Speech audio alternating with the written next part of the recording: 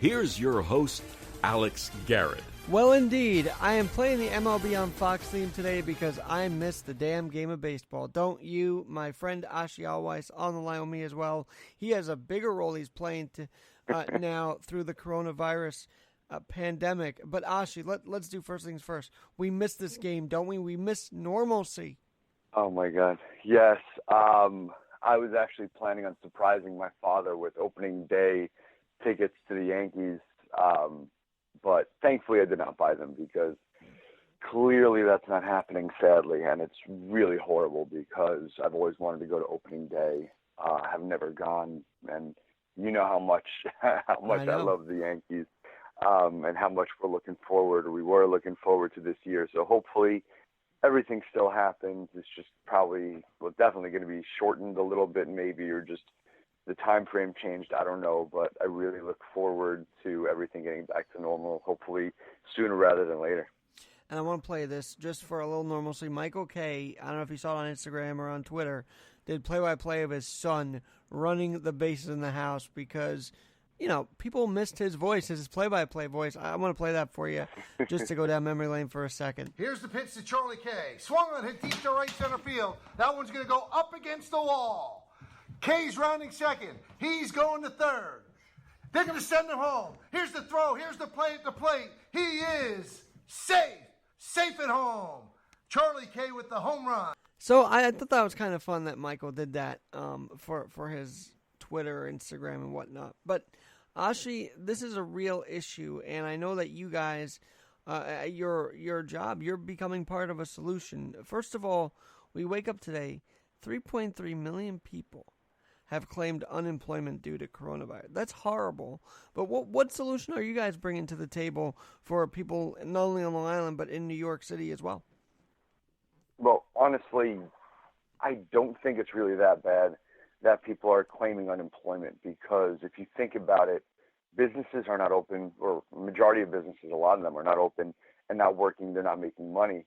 But you don't want people to not get paid. So with unemployment, it takes a little bit. It's not so much fun. I was myself was on unemployment back in like 2016, 2017 or something like that when I was in between jobs. And when you do have unemployment, it does help you a little bit. It's not like you're getting your salary, you're getting a percentage of it. You're getting something to try to keep you afloat and keep you going. And in these really unprecedented, trying, crazy times we're dealing in, it's something to give back to the people, and it's something to help keep the people afloat, keep the employees afloat while you still have the businesses not hemorrhaging money, because the hope is when this calms down, let's say Trump says around Easter, what is that, April 12th, I believe, right. April 13th or something like that, he's hoping that this all calms down, that he's able to reopen everything and let everyone back out and close down the quarantine. But you don't really know how long it's going to take, when it's going to happen, when things are going to get going. So if you have the businesses who are just hemorrhaging money, paying their employees, that's great, that's awesome. But then chances are that when they reopen their doors, they're not going to stay open much longer. They're going to close down. And that's the last thing you want, is for people to go out of business, that small business owners especially are not able to reopen, and the backbone of society is no longer there. So we're going to fall back into quote-unquote normalcy, but we're going to limp, and it's going to be very difficult, rather than everyone opening up their doors and everyone being all gung-ho like, hey, let's get back going, because you know that when everything reopens, like every concert's going to be sold out, every sporting event's going to be sold out, everything's going to fly off the shelf because everyone's just going to be out and about and regular and hopefully treating each other better now that we know, we have to kind of work together.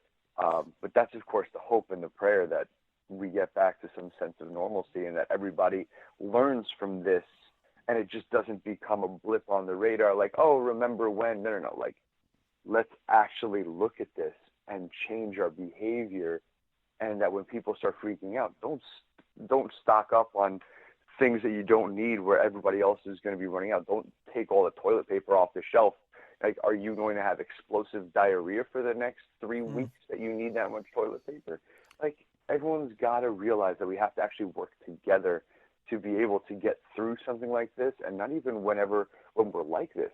Everyone should just be working together and, kumbaya and all this stuff on a regular basis, because you never know when the next situation like this is going to happen. Well, I'm just thinking daily life. I mean, you never know when something happens in daily life, and I feel like it's taken the crisis to show that we have to become more together, and maybe this time, we stayed unified after 9/11 for a long time, but that kind of faded after a couple of years and whatnot. I hope this one stays a while, because I do believe, and maybe you agree with me, do you think we're on a course correction here? Is that what this is about, like a life course correction? I guess that's the hope. That's the hope, that's the plan. We really need, as a society, with everything that's been going on, in my own personal opinion, I think we need to remember what's really important when it comes to everything. It's not the money, the cars, the clothing, the jewelry, the girls or the guys, depending on what you're into. It's not the material things. It's the way that we treat each other, the way we work together, the way we mesh, and the way we're able to live together and, be able to find happiness. And, John Lennon says it best. When he was a kid, when he was in kindergarten, his teacher asked him, "What do you want to be when you grow up?" And, everyone is saying, fireman, policeman, I want to be, I want to do this, I want to own a business, I want to do, whatever. And then it comes to John, and he's like, "I want to be happy." And the teacher's like, "No, that's wrong. You don't understand the assignment." And, his mother and him were like, "Well, you don't understand life then. It's not about, doing in the material. It's about, you only have one life to live. You're only going to die once. You're only going to be doing, you're only going to be 20 like me. You're only going to be 29 once. I'm about to turn 30. I'm only going to be 30, for 12 months, so it's not like I can go back. It's not a video game where you can hit reset and go back and redo and, do things differently. You really only have one shot at everything. So if you're not happy and you're not enjoying yourself, you have to look at yourself in the mirror and look at your situation. And as long as you're not hurting anybody, you're not causing anybody any type of pain, whether it be mental or physical pain or emotional pain, you have to do what's best for yourself. And what's usually best for yourself is what's best for everybody. And I know that you are looking out for your community, and that's kind of what brought you on for reaction to the times. Yeah. And also tell us how you're helping to solve the problems that, yes, small businesses, and when it comes down to it, people, business owners are people, and I wish people would understand that a little more. But people are suffering. How are you bringing solutions to the table during this pandemic? Well, we're trying. With everything that's going on, it's been very tough. So my company,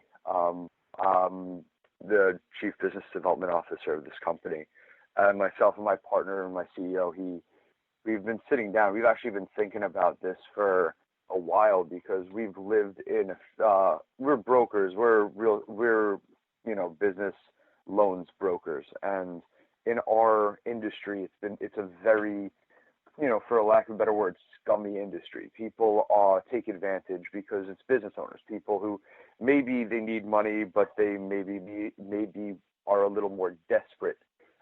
So people take advantage. And I've been in this industry for about 4 years. He's been in for about a decade. And we decided back in October of 2019, well, we actually decided back in September of 2019 that we're going to open up our own shop and actually do what's right. Because there's a lot of money to be made, but there's a lot of people that are getting taken advantage of. And so we built out this company. This brokerage is a full-service brokerage for all types of business owners, from, the small mom and pop shop that are making, only $5,000 or $10,000 a month in gross revenue, to the big companies that are making millions and millions of dollars. So we really developed this full service brokerage that we're able to treat everybody the right way. And you're not just a number, you're not just a name of a company, you're a person, you're a human being. So we developed this whole situation that we're, helping with credit repair, helping develop and help people learn how to do it the right way. And we were, we didn't expect this to happen like in this situation. We were waiting for a major shift in the market. We were expecting this actually in 2021, which kind of scares both of us because we still expect this massive shift in the market, in all markets, because there's so many different bubbles. I'm not going to get into that. That's for another podcast. That'll scare the crap out of some people. But we were expecting this in 2021 to happen. So we were kind of in the infancy stages of developing new products and new directions to help business owners in a difficult, trying time. And then instead of it being 6, 8, 10 months away, it ended up 6 days away, that everything's going crazy, that businesses are shutting down, that the market went from 29,000 to 17,000. I think it bottomed out at last week. Right. And everyone's Under freaking out. 20,000, Everyone's worried. actually. Yeah, it was like, I think it was closer to 17, 18,000 was the Dow sometime last week. It was scary. It was crazy. But well, you know the scary part nobody was knows what the hell to do. They couldn't wait to say, oh, they just erased Trump earnings. Like, that's not what this is about, guys. It's not about what Trump earned in 4 years. It's about why the market's crashing. Exactly. The issue is exactly that. It became a major political issue rather than, hey, it's the United States issue. We have to step up and do something as a community to help each other, not to bring somebody down, regardless what your political, regardless what your political stance is. You know, right. This is a time, these situations are the times where we have to band together and work together to help out our neighbor, and not to try to pivot and make a position to weaken the other person. No, the whole point is to make everybody stronger and better for tomorrow, to even be around for tomorrow, especially these small business owners and some of these people who, you know, live paycheck to paycheck and aren't getting a paycheck now, and they need all the help they can get. So we don't do personal loans and stuff like that, which I actually recommend people not to take out right now, that not to take out personal loans, because yeah, it's great, awesome, you'll have the money for now, and everything is really, almost everywhere is a deferred payment for the next 60 days. Some places will even give you closer to 90 days, depending on your situation, depending on the company.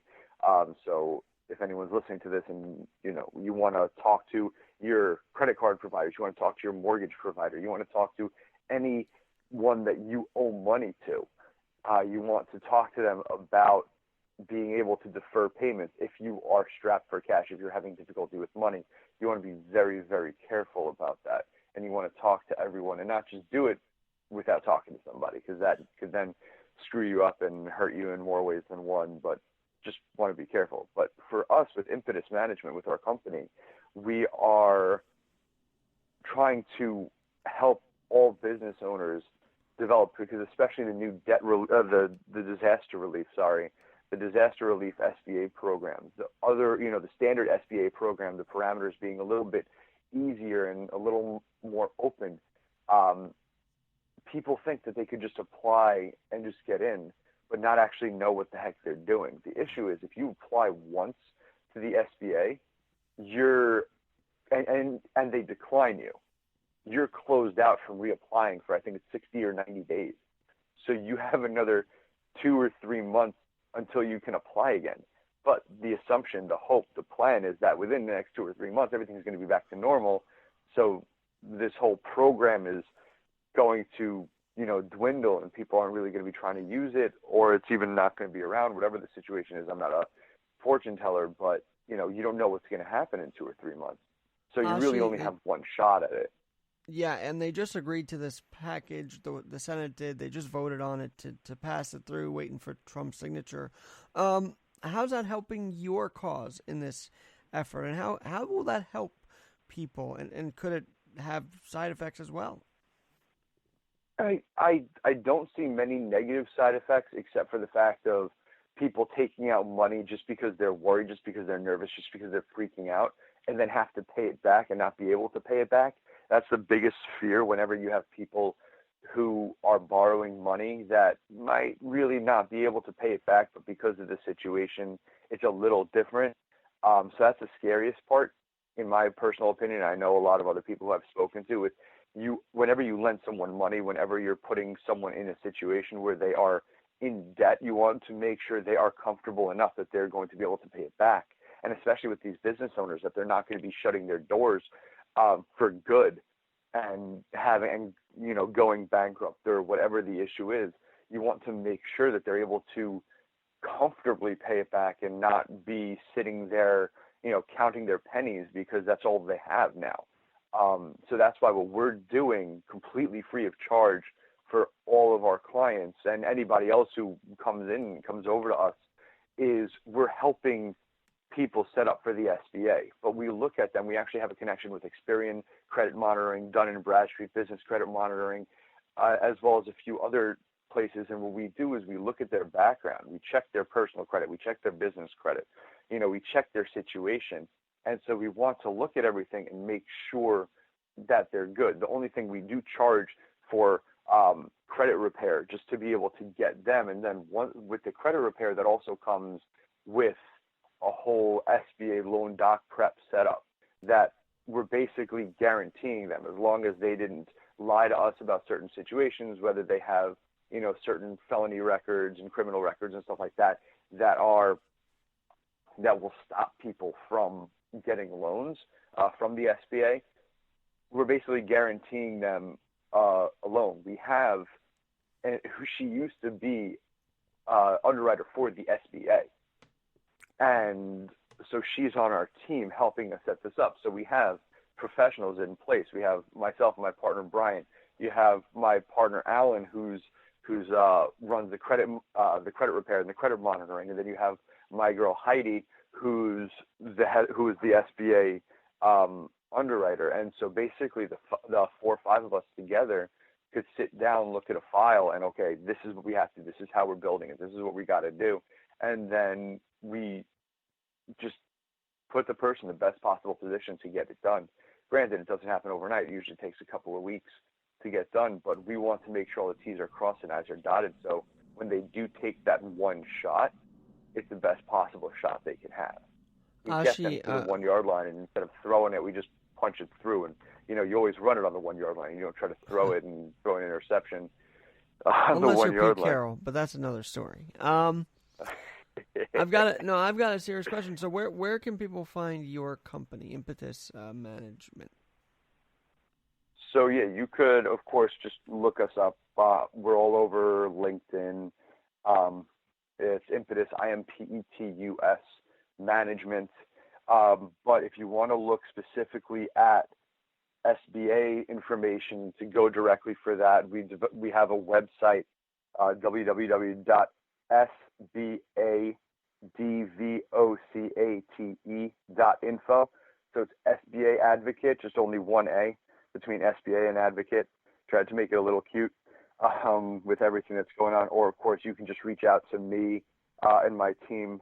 My direct cell phone number, even though my phone number is probably one of the easiest things to find nowadays, but my direct cell phone, if you have any questions and you're a business owner and you need help, free of charge, free consultation, not a dime asked from you, is 516-306-8138. We literally just want to help anybody to build into this situation. We're not trying to take advantage. We're not charging broker fees. We're not charging consultation fees. We're not charging any fees. The only time that anything is being paid is for credit repair and to make sure that everything is all set for the SBA loan doc prep.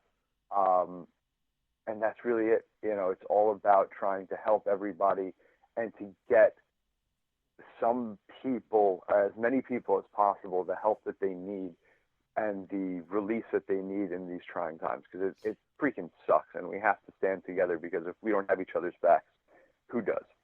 Well, Ashi, you and I are best friends from college. I want to bring you on and saying thank you for doing what you're doing and what your company is doing, because when I first saw the post, I said, this is amazing. The community, Ashi's bringing the community together. I got to talk to him about this. So thank you for taking time to join us. And by the way, the SBA portal has been crashing, I guess, according to Newsday. And it's not because it might have been designed poorly or whatever. it's because people are rushing on there. And you're saying, take your time with this. 100%. Take a little breath and research it first. This whole thing isn't going anywhere immediately. If you aren't careful, you only have one shot. That's the thing, and people don't realize. We had one client of ours who didn't listen to anything we had to say. He was like, no, I want an SBA. I can get it. And we said to him, it was like, your credit isn't strong enough. You have a couple of dings and dents on there that is going to cause it to decline you. And then you're going to be up a creek without a paddle. And he's like, no. And we're not charging him any money for this. We're not saying, hey, you have to pay us 5, 10, 20 grand, whatever it is. You know, you getting up to like $350,000 on a prime, basically almost a prime rate, not prime plus 2, give or take, which is right now between like 3 and I believe the number is like between 3.25% and 5.25%. The numbers have never been lower. So if you want to make sure to get it, you got to be careful. And he was declined. And he got a message, and he got a mail, he got an email saying, we apologize, you've been declined, I think it's at 60 days until he can reapply. And then he was upset. Of course, like, we have to listen to each other, work together, listen to the professionals. You know, we're trying to do this to help everybody. We're not trying to line our pockets with this situation. We're just doing the right thing to put ourselves and everybody in the best position to be able to, you know, weather the storm, to come out the other side as close to unscathed as possible. And I'm just thinking, when the relief does come, it will feel like George Bailey, when everybody came in and helped him. But that's just the image I'm getting when all this is done, and like people are coming together to help these small business owners. And when we talk about this, we're not saying, all right, let's open up today. No, that's not what we're saying. We're saying, let's take our time to make sure everybody's cured of and healed from COVID, because we don't want any suffering people. But I feel like the idea that business owners don't matter also isn't the right idea. So you and I, and I'm glad you brought that to the conversation today, Ashi. So thank you, and we will talk to you soon. Please keep us updated on what's going on. 100%. Yeah, you and I talk basically every day, so you'll definitely be updated. And if there's anybody out there, if you know anybody or anybody needs help, just has questions or whatever, please reach out to me, and I'll be more than happy to give you whatever information, whatever guidance I can, of course, free of charge. And we can try to get this going together, because that's all we got in this situation when our backs are up against the wall and we're fighting, this pandemic where we don't even have a real cure for it.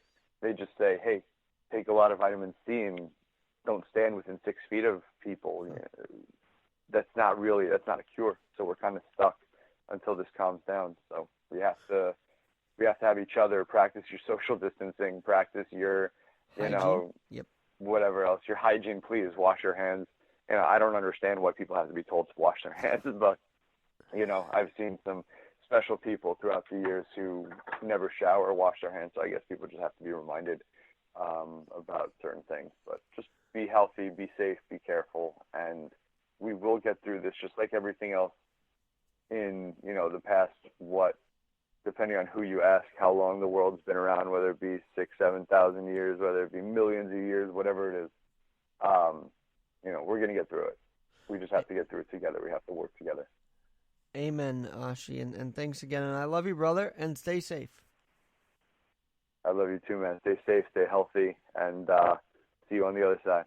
Yes, we'll see you right out of this pandemic. Let's pray on that. I'm Alex Garrett. We'll talk to you soon. Please be safe, and do stay inside if you are quote-unquote non-essential or don't have to be out. Please stay inside and do your part. Have a great day.